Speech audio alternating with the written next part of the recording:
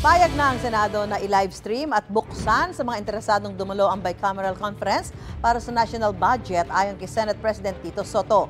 Nakabinbin pa sa Kamara ang resolusyon na payagan ang livestream. Kabilang sa mga inaasahang tatalakayin sa BICAM ang unprogrammed appropriation sa national budget.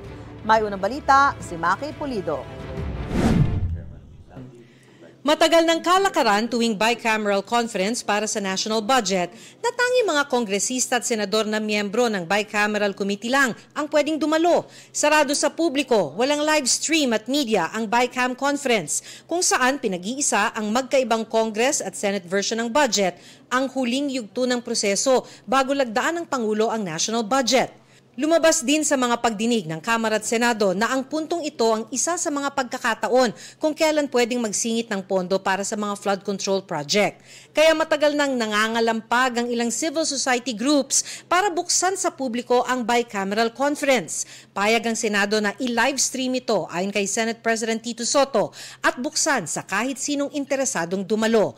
May nakahain namang resolusyon sa Kongreso na payagan ang pag-livestream ng BICAM. Ayon na rin sana ni Soto sa mga dating pinagdarausan nito tulad sa mga function room ng mga 5-star hotel. Ayoko na. Nagbili na ako sa Senate Secretariat, PICC. O di gobyerno may-ari.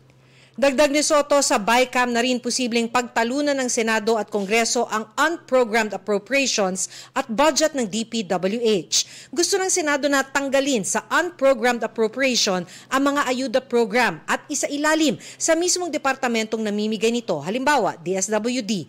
Gusto ring tapyasan ng Senado ng aabot sa 15% ang budget ng DPWH. Based doon sa mga testimony ng mga DPWH employees or officials na sinasabi nila na talagang overpriced sila. Ginagawa nila, hinahayaan nilang overpriced kasi para dun sa mga proponent. Para sa People's Budget Coalition, dapat wala ni isang unprogrammed appropriation.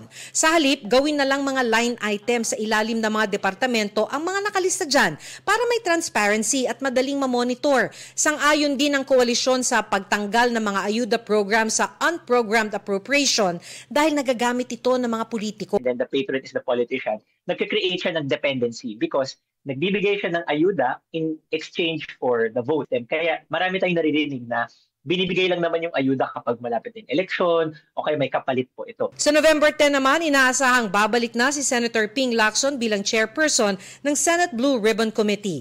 Dati nang sinabi ni Lacson na kung bumalik siya ay baka matanggal bilang Senate President si Soto. Pero sabi ni Soto, wala nang ganitong namumuong eksena, pero kung matanggal man daw siya, okay lang. Maraming dapat pang kasikasuhin yung Blue Ribbon. Hindi kailangan ma-confine lang sa flood control at saka sa Bulacan lang. Oh, yes. Kaya nga, it should be encompassing. Ito ang unang balita, Maki Pulido para sa GMA Integrated News. Gusto mo bang mauna sa mga balita? Mag-subscribe na sa GMA Integrated News sa YouTube at tumutok sa unang balita.